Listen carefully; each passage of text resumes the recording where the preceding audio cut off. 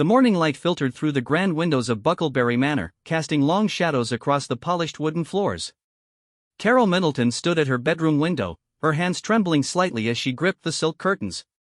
The phone call from William had come 3 hours earlier, his voice steady but strained as he delivered the news that would change everything.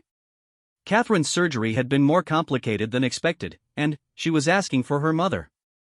Carole's reflection stared back at her from the glass, showing a woman who had aged years in a single night. Her usually perfectly styled blonde hair hung loose around her shoulders, and her blue eyes were rimmed with red from tears she had tried so hard to hold back.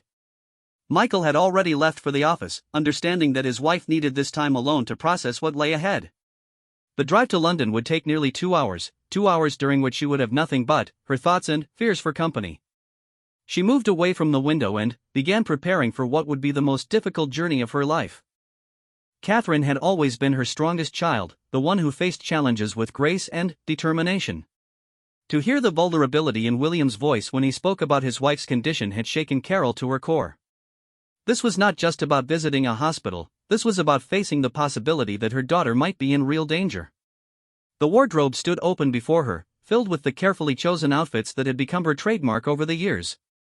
Today, none of that mattered. She selected a simple navy dress and matching coat, clothes that would not draw unwanted attention from the photographers who seemed to lurk everywhere these days. Her hands moved automatically through the familiar routine of getting dressed, but her mind was miles away, focused entirely on the woman who had once been her little girl.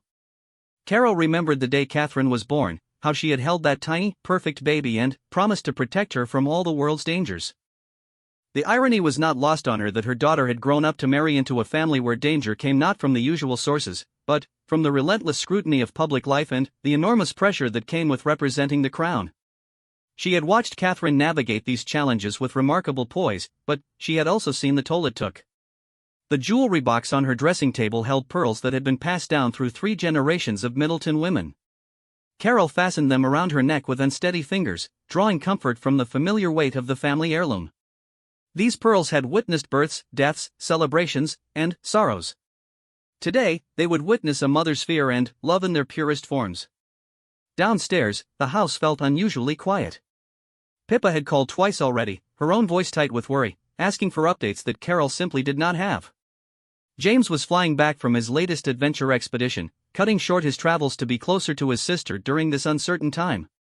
The Middleton family had always been close, but crisis had a way of making those bonds feel even more precious and fragile. The drive through the English countryside should have been soothing.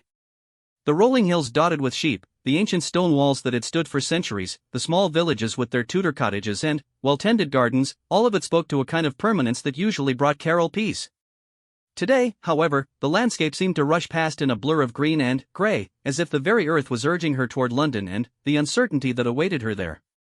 As she navigated the familiar roads, Carole's mind drifted back to Catherine's childhood. She remembered scraped knees that needed kissing better, school plays where Catherine had shone with natural confidence, and teenage heartbreaks that had seemed like the end of the world at the time.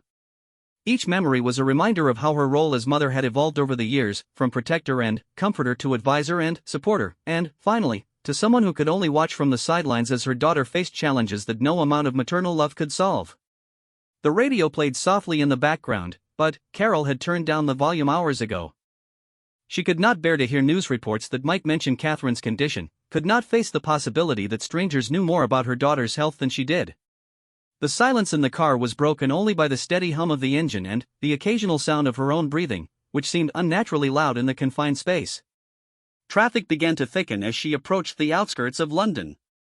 The familiar landmarks, the Tower of London, the Thames winding through the city like a silver ribbon, the ancient churches standing proudly among modern skyscrapers, usually filled her with a sense of history and continuity.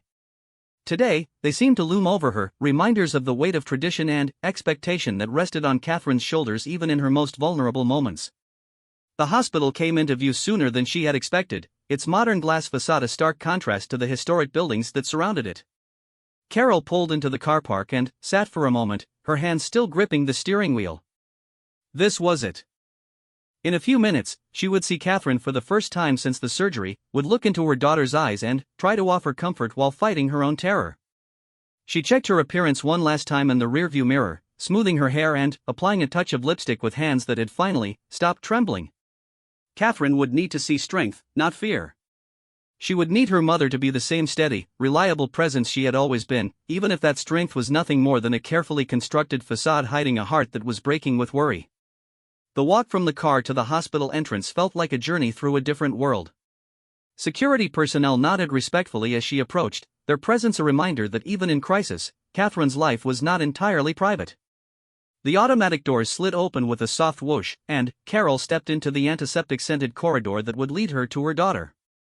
Hospital corridors all looked the same, she reflected as she followed the signs toward the private wing.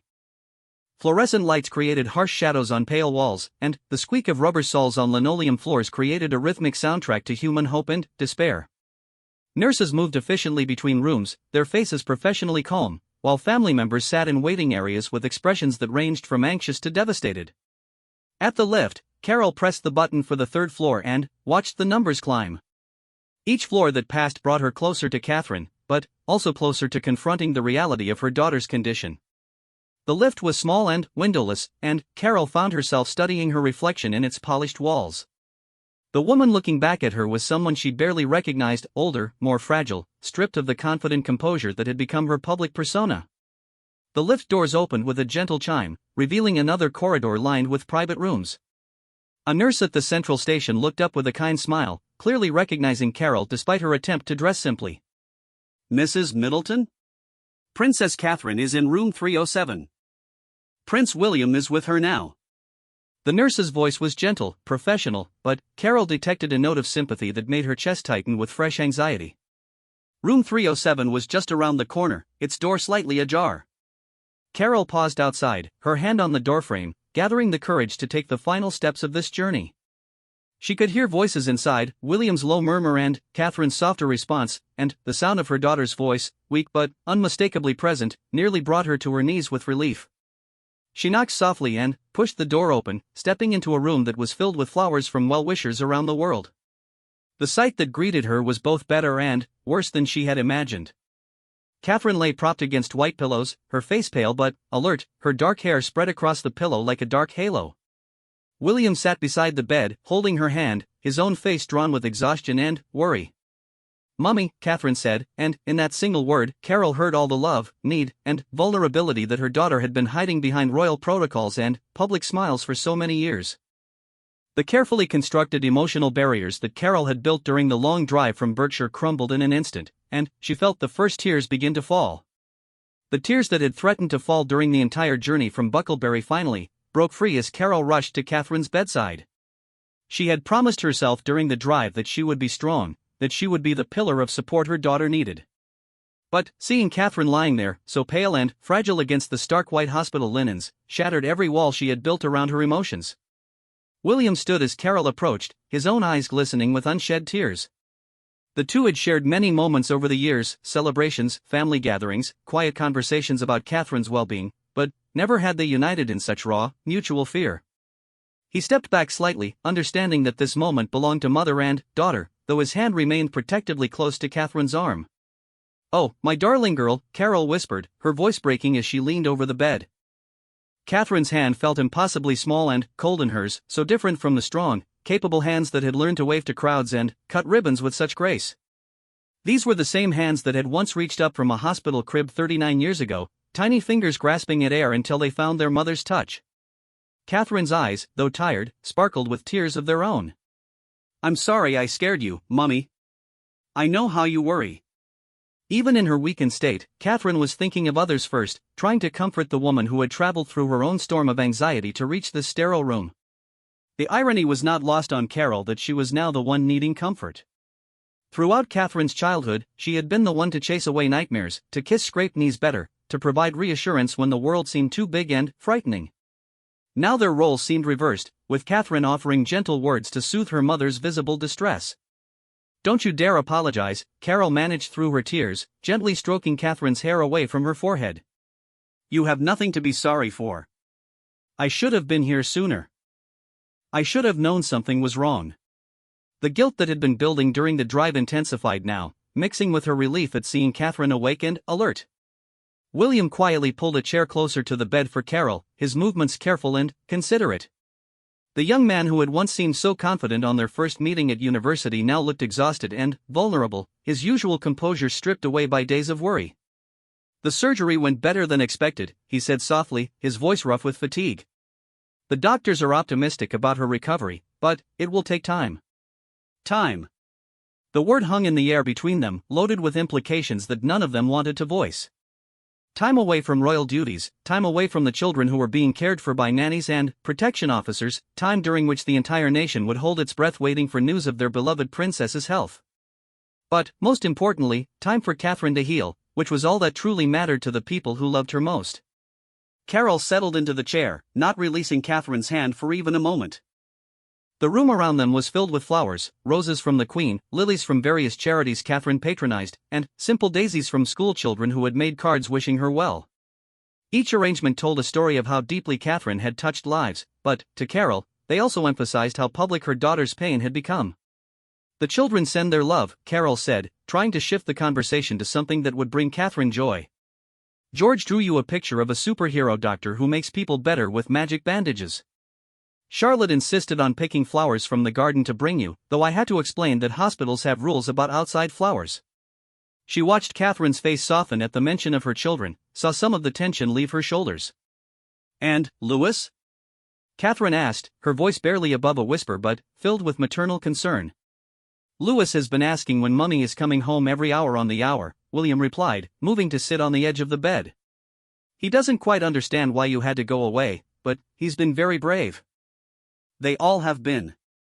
His voice caught slightly on the last words, revealing just how difficult it had been to explain to three young children why their mother needed to be in hospital. The afternoon sunlight slanted through the hospital room windows, creating patterns on the floor that reminded Carole of the way light had fallen across Catherine's nursery all those years ago. She remembered sitting in a similar chair beside a similar bed when Catherine had been just 6 months old, hospitalized with a severe case of pneumonia that had terrified her young parents. Even then, Catherine had shown remarkable resilience, bouncing back faster than the doctors had predicted. A soft knock at the door interrupted the family moment. Dr. Sarah Henderson, the lead surgeon, entered with a warm smile and a tablet computer filled with charts and medical notes. She was a woman in her 50s with kind eyes behind wire-rimmed glasses, and her presence immediately brought a sense of professional competence to the room. "How are we feeling this afternoon, Your Royal Highness?" Dr. Henderson asked, moving to check the various monitors that surrounded Catherine's bed.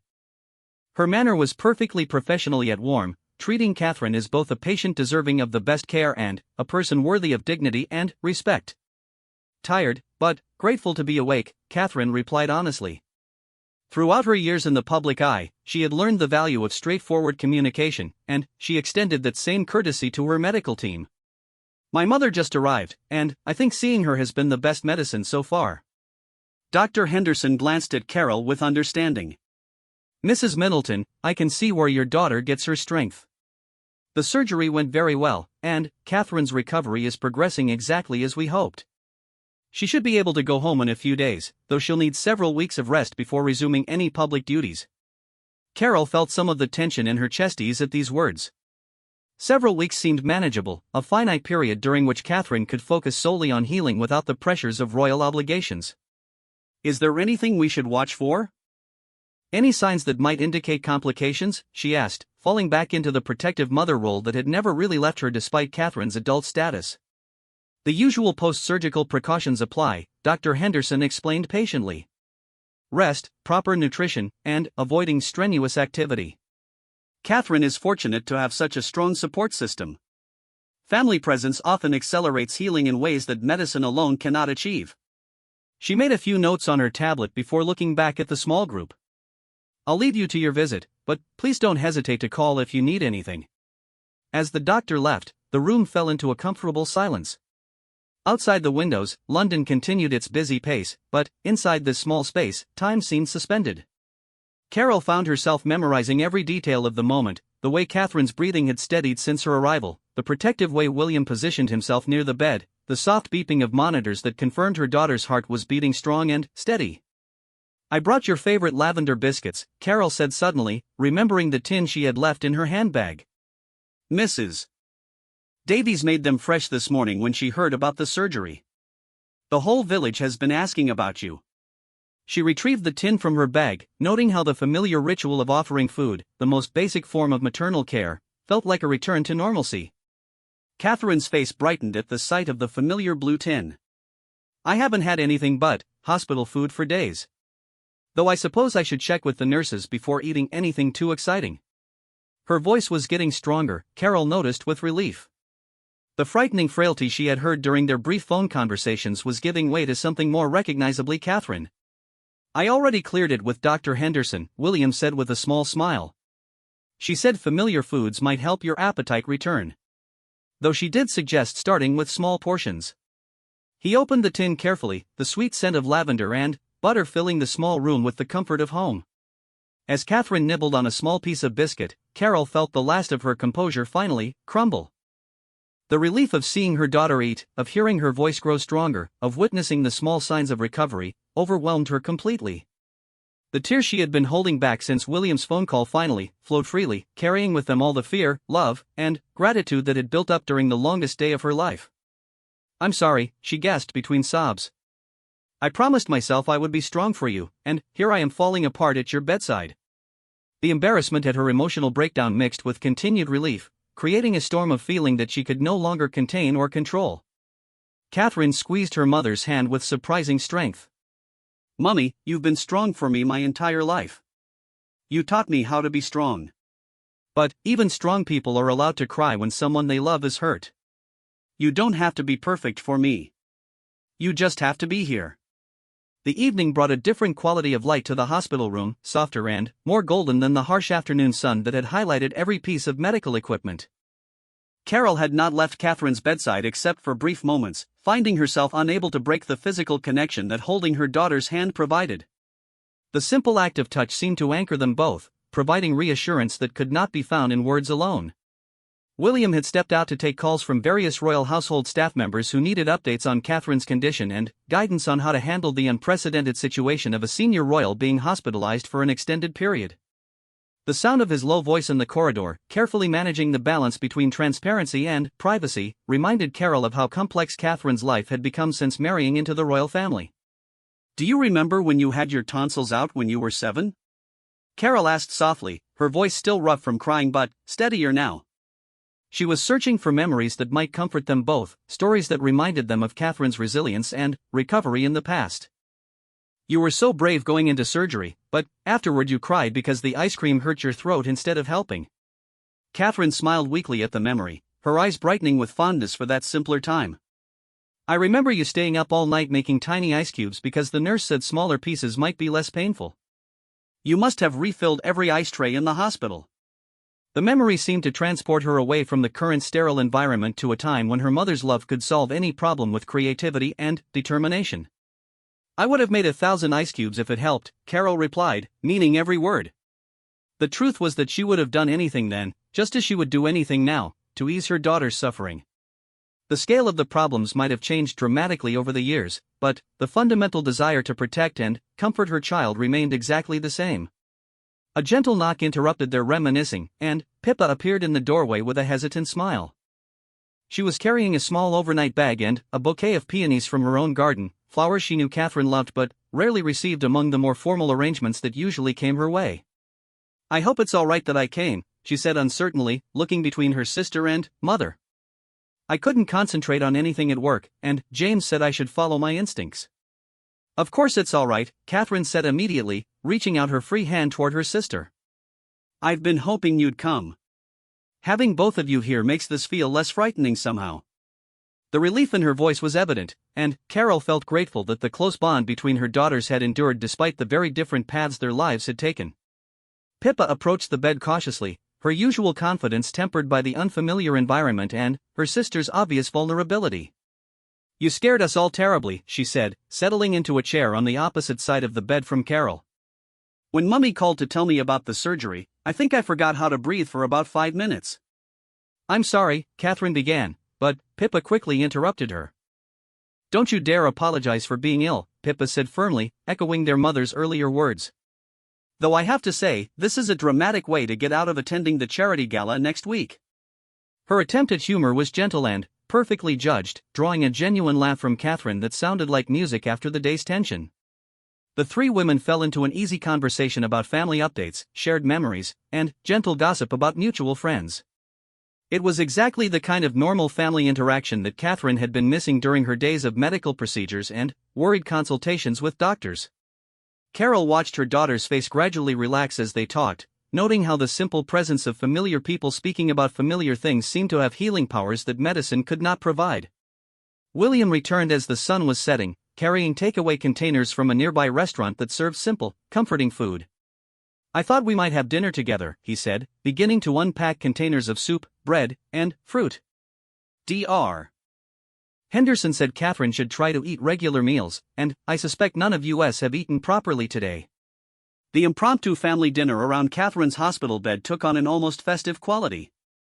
They shared stories, laughed at William's attempts to manage the complicated array of plastic cutlery, and, for brief moments, forgot entirely that they were in a medical facility. Catherine managed to eat nearly half a bowl of soup, more food than she had consumed since before the surgery, and her color began to improve noticeably. As the evening progressed, nurses came and went with their regular checks, each one remarking on how much better Catherine looked compared to earlier in the day. "Family visits are often the best medicine," one experienced nurse told Carole quietly. "We see it all the time. Patients with strong family support recover faster and more completely than those who face illness alone." The comment struck Carole deeply, reminding her of how fortunate they were to have each other despite all the challenges that royal life presented. She thought of other families facing similar medical crises without the resources, support systems, or privacy that Catherine's position afforded. It was both a blessing and a burden to know that Catherine's recovery would be followed and celebrated by millions of people who genuinely cared about her well-being. As visiting hours began to wind down, the question of sleeping arrangements arose. William had been staying at the hospital since Catherine's admission, catching brief naps in an uncomfortable chair when exhaustion overtook his determination to remain vigilant. Carole had not even considered leaving, despite the practical challenges of staying overnight without proper preparation. "I'll drive you home, Mummy," Pippa offered. "You need proper rest, and Catherine needs you to be strong tomorrow." "William can stay tonight, and you can come back first thing in the morning." Her suggestion was practical and sensible, but Carole found herself reluctant to leave despite her exhaustion. "I don't want to be away if something happens during the night," Carole admitted, voicing the fear that had been nagging at her since arriving at the hospital. The thought of Catherine facing any kind of crisis without her felt unbearable, even though she knew logically that the medical staff were perfectly capable of handling any complications. Catherine squeezed her mother's hand with surprising strength. "Mummy, I need you to go home and rest properly. Tomorrow I'll probably be feeling much better, and I'll want to talk about normal things, about what's happening at home and with the family. I need you to be yourself tomorrow, not exhausted and worried."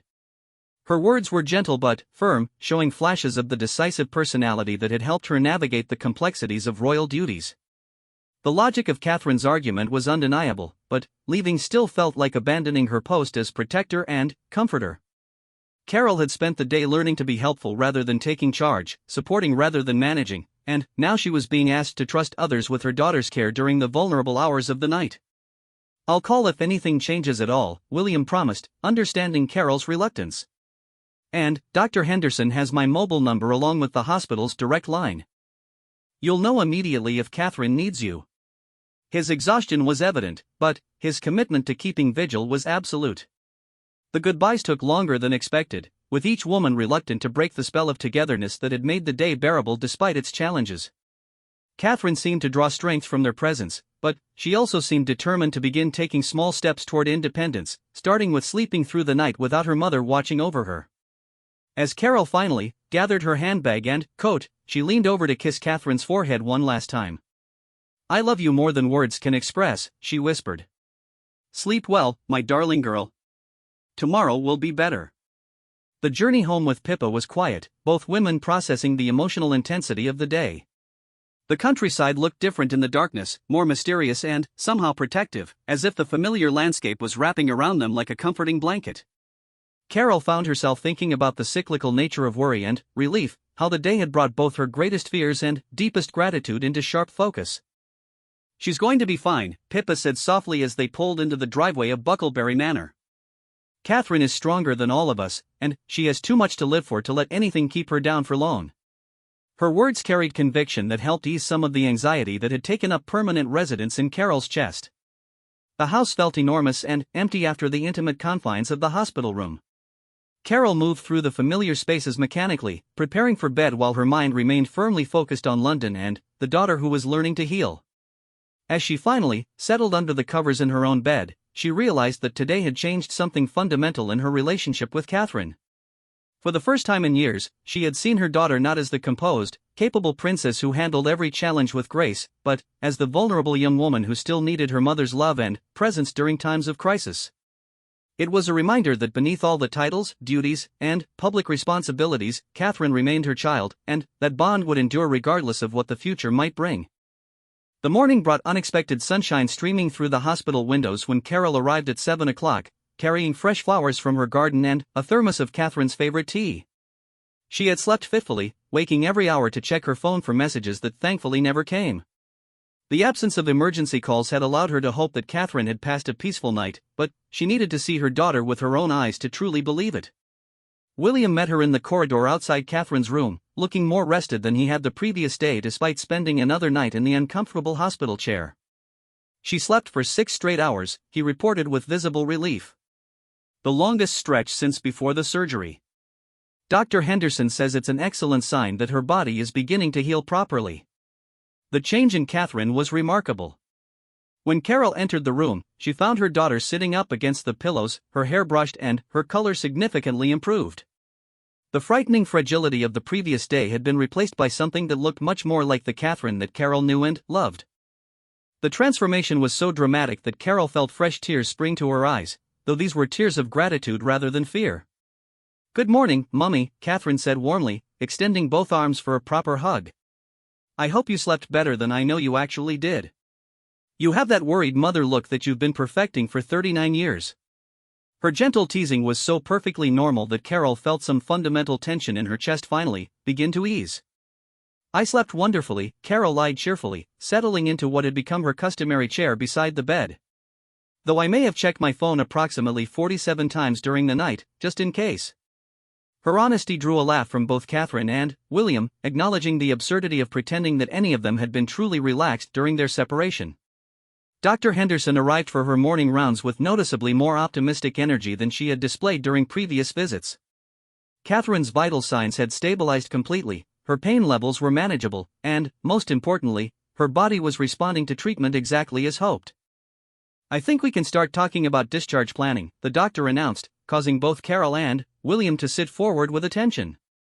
"Really?" Catherine asked, her voice filled with hope that she had been carefully suppressing since her admission. "I can go home soon."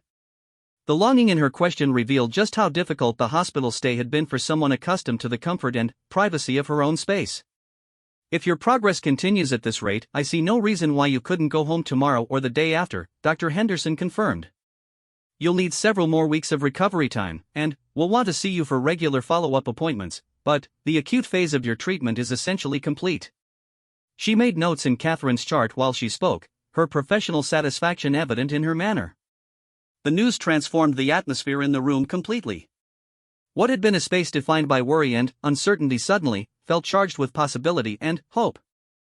Carole found herself making mental lists of everything she could do to prepare Kensington Palace for Catherine's return, from arranging for her favorite foods to coordinating with the household staff to ensure minimum disruption during the recovery period. "The children will be so excited," William said, pulling out his phone to share the news with the nannies who had been managing the royal nursery in their absence. "George has been asking every day when Mummy will be coming home, and Charlotte has been drawing pictures for your room. I think we have enough artwork to redecorate the entire apartment." As the morning progressed, other family members began arriving to share in Catherine's improved condition. James appeared with an enormous bouquet of sunflowers and stories from his latest expedition that had Catherine laughing despite her lingering fatigue. Michael arrived with practical concerns about security arrangements and transportation logistics, his business-minded approach providing useful structure to the discharge planning process. The Queen's private secretary called to convey Her Majesty's relief at Catherine's progress and to assure them that there was no pressure whatsoever for Catherine to resume any royal duties until she was completely recovered. The gesture of support from the monarch meant more to Catherine than she could easily express, representing as it did both personal caring and institutional understanding of her needs. Pippa returned with a carefully selected collection of Catherine's favorite books, soft pajamas, and luxury toiletries that would make the remaining hospital time more comfortable. She had also brought photographs of the children taken the previous evening, showing them engaged in normal activities that proved they were coping well despite their mother's absence. As the family gathered around Catherine's bed, sharing stories and making plans for her homecoming, Carole found herself observing the scene with a kind of wonder. Yesterday, she had driven to London fearing the worst possible outcomes, her imagination creating scenarios that had left her nearly paralyzed with anxiety. Today, she was surrounded by evidence that Catherine was not only going to recover completely but was already well on her way to doing so. The transformation reminded her of Catherine's wedding day, when months of planning and worry had given way to a perfect celebration that exceeded everyone's hopes. The similarity lay not in the circumstances but in the way that love and family support had created something beautiful even in the face of uncertainty and challenge.